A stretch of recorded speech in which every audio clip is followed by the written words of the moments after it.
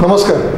महाराष्ट्र विधानसभा 2019 ची निवडणूक नुकतीच आटोपली असून आता येणाऱ्या रिझल्टला फक्त काही तास शिल्लक आहे.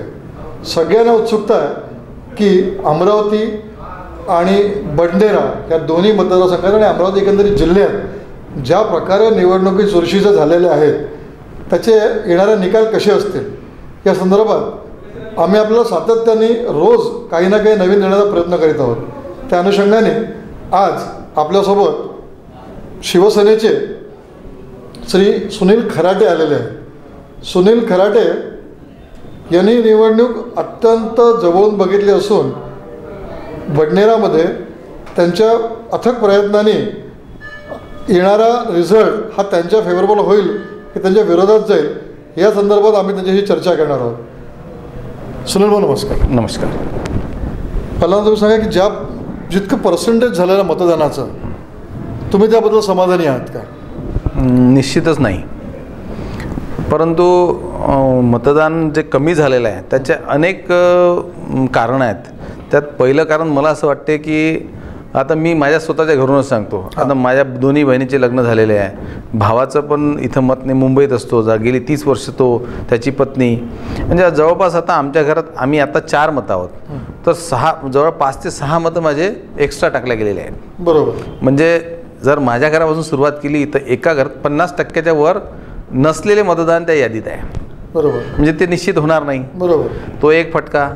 आणि दुसरं जसं सांगता येईल की आता भाजप सेनेचं जे मतदान होतं ते आम्ही आमच्या परीनं काढलं. बरोबर. परंतु जो विरोधी पक्ष होता तो त्यांचं मतदान काढण्यास अपयशी ठरला.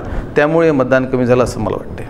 बरोबर. दुसरा एक महत्त्वाचा प्रश्न असा होता की हे सगळ्यात पहिल्यांदा तर बडनेरामधून शिवसेना आणि भाजप युतीपैकी कोणाला ते सीट देणार हे गुलदस्त्यात होतं काही दिवसपर्यंत.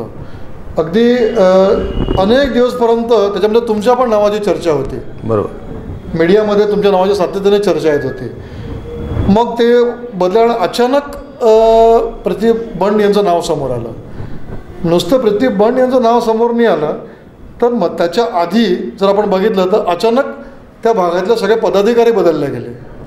या सगळ्या गोष्टी योगायोगाने घडलेलं असं तुम्ही मानता की त्या घडवल्या गेल्या असं तुम्हाला वाटतं?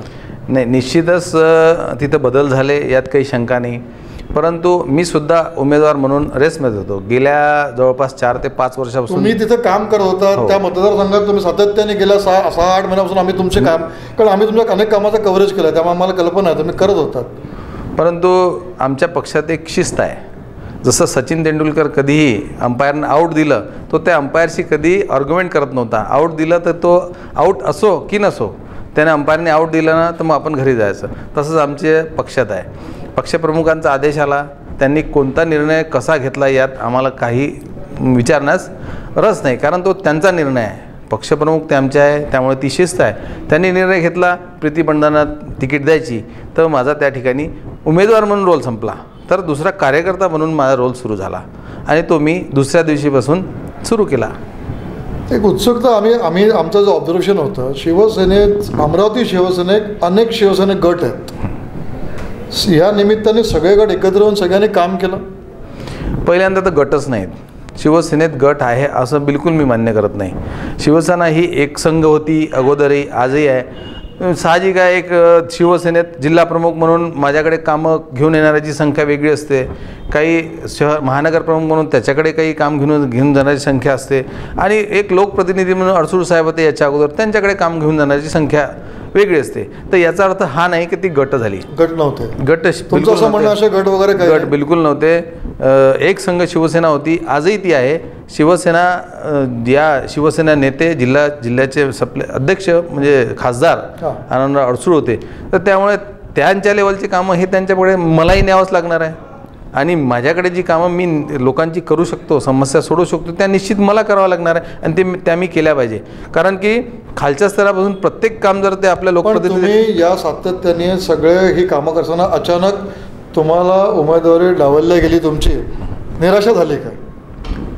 शक्य म्हणजे कुठलीही गोष्ट आपण एक अपेक्षा घेऊन किंवा आपण एका ध्येयासाठी काम करत असलो किंवा त्या दृष्टीने वाटचाल करत असलो, तो निर्णयाला आता एक मी मनुष्य आहे, भावना मलाही आहे, त्यामुळे निश्चितच काही काळ निराशा किंवा माझ्या सहकाऱ्यांची निराशा हे अपेक्षित होत्या आणि त्यांच्या निराशा मला त्यांचं सावरणं, त्यांना सोबत घेणं आणि पक्षाच्या बाजूनं वळवणं हा महत्त्वाचा भाग माझ्यासाठी होता.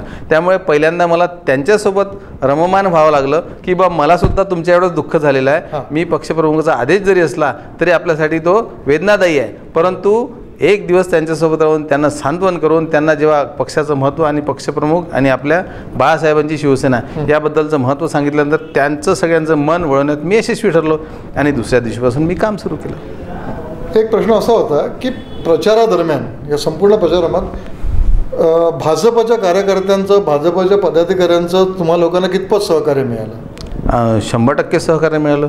ते पूर्ण आमच्यासोबत खांद्याला खांदा लावून काम करायला तयार होते. आता काही शिवराय कुलकर्णी सभेत, जयंत ढेनकर, तुषार भारतीय तर जास्तीत जास्त काळ त्यांनी बडनेरा मतदारसंघात दिला, कारण ते सुद्धा इच्छुक उमेदवार होते आणि मी होतो. त्यामुळे आम्हाला त्या पूर्ण मतदारसंघाचा अभ्यास होता, कुठल्या ठिकाणचं काय मतदान आहे, आपलं किती, दुसऱ्याचं किती. संघटनात्मक बांधणी आमच्या हाती होती. आता मी पूर्ण बडनेरा मतदारसंघाची बांधणी 4 वर्षापासून 5 वर्षांनी केली होती, लोकांच्या समस्या सोडवल्या होत्या, त्यामुळे नावानिशी गावानिशी मला कार्यकर्त्यांची ओळख होती. त्यामुळे आमचा रोल तिथं महत्त्वाचा निश्चित होता आणि ते सर्व आम्ही एक संघ होऊन करून घेतला. ही लढत जनशक्ती विरुद्ध धनशक्ती असं चित्र सगळीकडे रंगवलं गेलं आहे, तुमचं याच्यावर काय मत आहे? निश्चितच, कारण त्या गेल्या 10 वर्षाचा इतिहास आहे. पहिली निवडणुकी धनशक्तीवर झाली, त्यात अनेक क्लुप्त्या लढवल्या गेल्या की बा मी कितीतरी लहान व्यक्ती आहे, समोरचा वाढव्य आहे, तो राजनीतिदृष्ट्या किंवा गुंडागर्दी मध्येही माझ्यापेक्षा सरस आहे आणि मला मारू शकतो, माझा पेंडाल जाळू शकतो, माझ्या ऑफिसवर दगडफेक करू शकतो आणि अशा प्रकारचं चित्र पहिल्या निवडणुकीत रंगवलं गेलं. दुसऱ्या याच्यात जर तुम्ही पाहिलं तर पालकमंत्र्याला मी कानपटीत मारीन, त्यानंतर एखाद्या नगरसेवकाला घरापासून मारत नाही. म्हणजे एका व्यक्तीमध्ये किती आमूलाग्र बदल 5 ते 6 वर्षात होऊ शकतो याचं ते चित्र होतं की पहिल्यांदा तोच व्यक्ती माझा पेंडॉल जाळला म्हणून असा आरोप, माझ्या ऑफिसवर दगडफेक झाली, मला जीवे मारण्याची धमकी दिली असे आरोप झाले आणि दुसऱ्यांदा अमरावती जिल्ह्यातला सर्वात मोठा व्यक्ती म्हणजे पालकमंत्री, त्याच्या खानाखाली मी आवाज काढू शकतो किंवा एका नगरसेवकाला घरापासून मारत मी महानगरपालिकेवरून देऊ शकतो. ह्या पद्धतीचे उद्गार, यामध्ये किती तफावत आहे. म्हणून निश्चितच धनशक्ती होती, त्यात वेगवेगळ्या क्लुप्त्या होत्या. याही वेळेस निश्चित वेगवेगळ्या क्लुप्त्यांचा त्यांचा वापर झाला. प्रतिबंध या उमेदवार म्हणून जेव्हा घोषित झाल्या आणि तुम्ही लोकांनी प्रचाराला सुरुवात केली, या सगळ्या प्रचारादरम्यान मीडियामध्ये सातत्याने चर्चा होत होती की एका विशिष्ट समाजाला समोर ठेवून त्या पद्धतीने काम करणं सुरू आहे. तुम्हाला हा आरोप मान्य होता? नाही, निश्चित नाही. शिवसेनेत जातीपातीचं राजकारण कधीच केलं गेलं नाही, यावेळेस झालं नाही. आता त्यांना जेव्हा उमेदवारी दिली गेली तर त्यांच्या जे पती आहे संजय बंड यांचं कार्य शिवसेनेत अमरावती जिल्ह्यात भरपूर मोठं होतं आणि कार्यकर्त्यांची आग्रही मागणी झाली. त्यांची बिलकुल इच्छा नव्हती. कार्यकर्त्यांची आग्रही मागणी झाल्यामुळे त्यांना स्टँड व्हावं लागलं कार्यकर्त्यांच्या आग्रहास्तव. त्यामुळे त्यांना त्यांच्या आग्रहानं तिकीट मिळाले असं बिलकुल नव्हतं. त्यामुळे विशिष्ट समाजाला त्या संजय बंडच्या जाण्यानं जी पोकळी निर्माण झाली होती शिवसेनेत आणि त्यांच्या कार्यकर्त्यात, ती भरून काढावी असा कार्यकर्त्यांचा मानस होता आणि सोबतच पक्षालाही असं वाटलं की एक संजय बंडनं केलेला जो प्लॅटफॉर्म आहे तो विखरला जाऊ नये म्हणून त्यांच्या घरचं कोणीतरी एक व्यक्ती दिल्या गेलं पाहिजे. तर त्यात जात किंवा असं कुठलंही असं माझं मत आहे. एक आणखीन असा प्रश्न येतो की रवी राणासारखा मातब्बर आमदार, रोलिंग आमदार आणि 2 टर्म्समध्ये सातत्य मतदारसंघ बांधलेला असताना इकडे नवनीत राणा यांची खासदारकी आणि एवढं सगळं करताना कितपत चान्सेस होते विनिंगचे असं तुम्हाला वाटत होतं तिथे? कोणत्या मतदार? समजा बडनेरा मतदारसंघात विधानसभेत म्हणजे आहेत असं तुम्हाला वाटतं? 100%. कारण की त्याचं मुख्य म्हणजे एक उदाहरण सांगतो की गेल्या लोकसभा निवडणुकीत स्वतः आमदार ज्या मतदारसंघाचा आहे आणि त्याचीच पत्नी लोकसभेत उमेदवार आहे, त्यांनी 10 वर्ष तिथे काम केलेलं आहे. म्हणजे ज्या ठिकाणी आपण काम केलं तर निश्चित तिथली जनता आपल्या पाठीशी असायला पाहिजे असं माझं मत आहे. बरोबर. आणि त्या ठिकाणी नेमकं जवळपास 10,900 काही मताचा म्हणजे जवळपास 11,000चा जो लीड आनंदराव अडसूळ यांना मिळाला. तर याच्यावरून काय होतं की त्या मतदारसंघात हा लोकप्रतिनिधी लोकांना अमान्य आहे किंवा न चालण्यासारखा आहे. निश्चित 11,000 लोकांनी त्याच्या विरुद्ध मतदान केलं. त्यामुळे हे मतदान नवनीत राणाला निगेटिव्ह न असून रवी राणाचं निगेटिव्ह आहे. म्हणजे रवी राणा बा इथं पाहिजे नाही आपल्याला, म्हणजे त्याची पत्नी त्यात सफर होऊ शकते असा त्याचा अर्थ निघाला.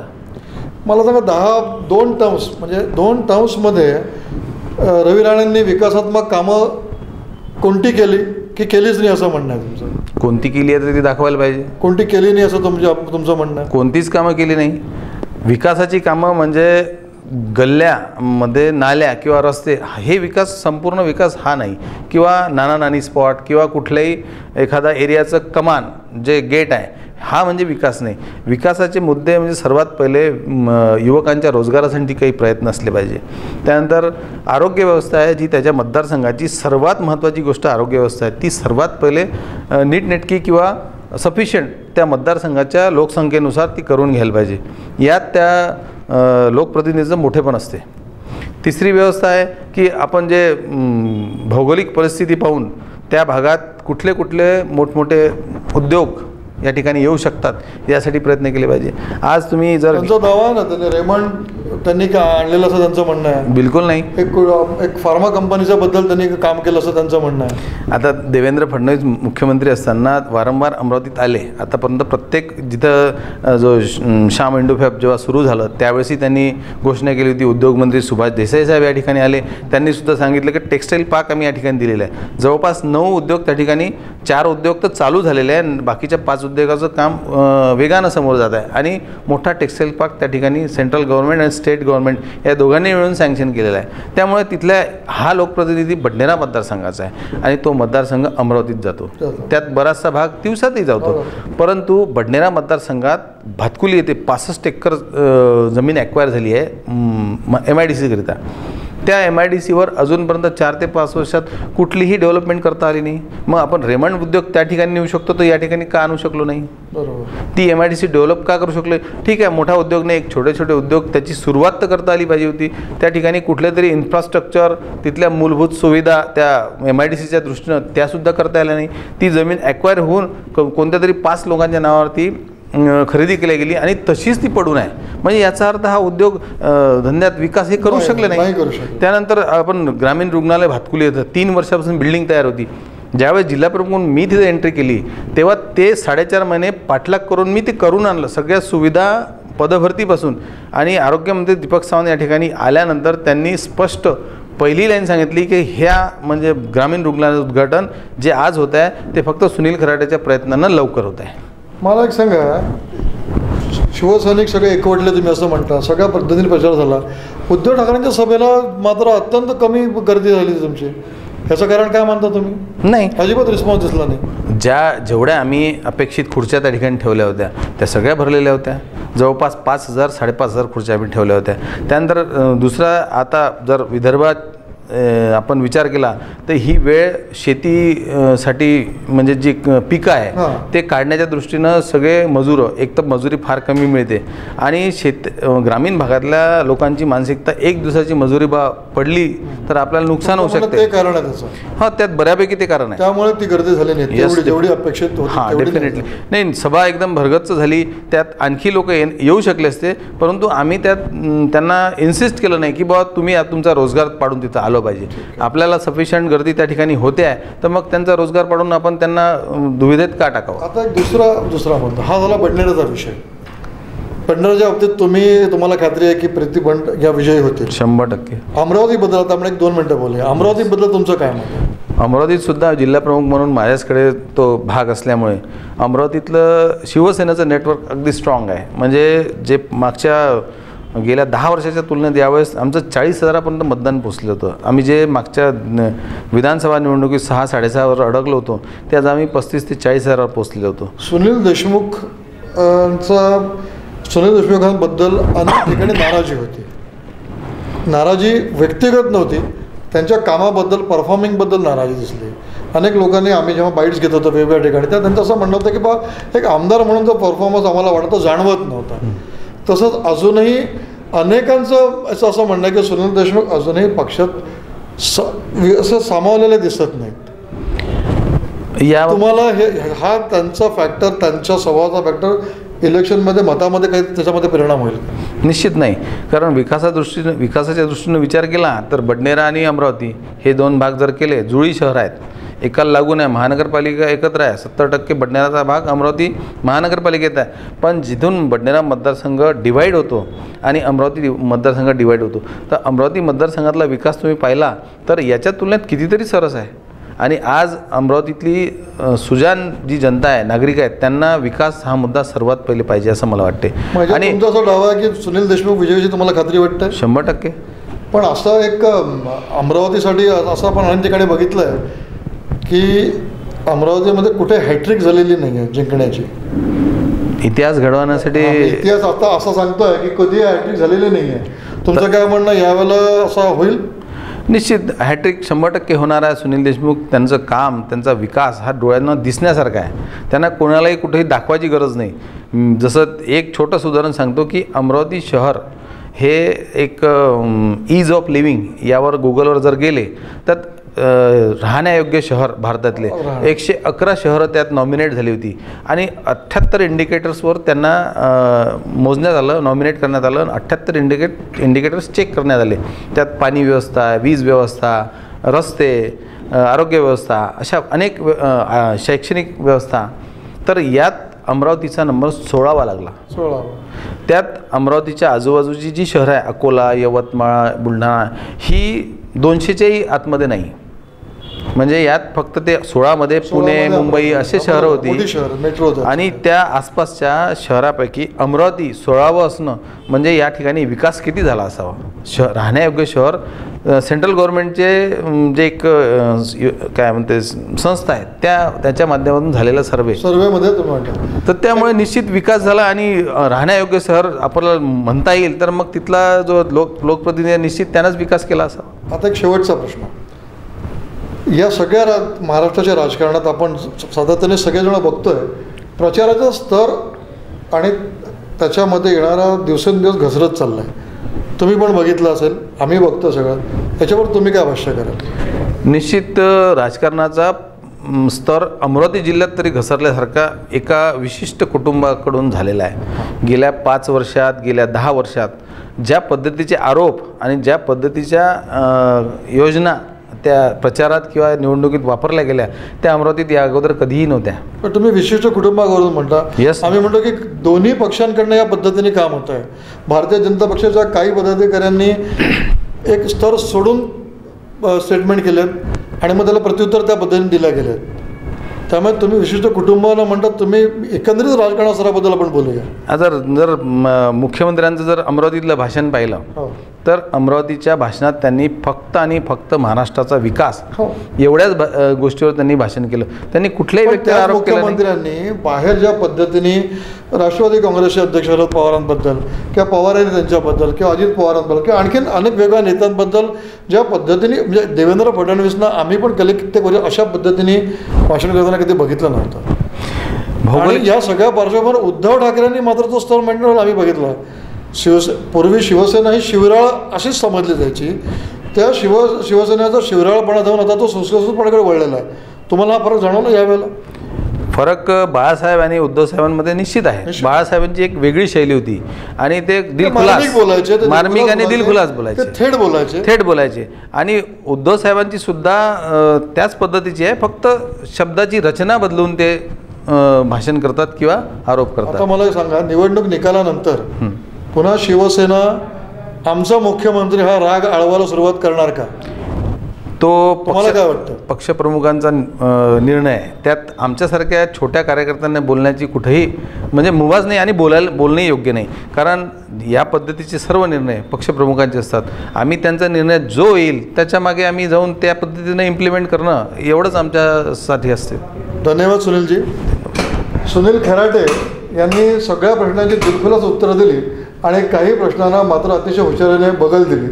आणि शेवटी शिवसेनेत आदेश जो येतो तो पाळला जातो असं सांगायला ते विसरले नाही.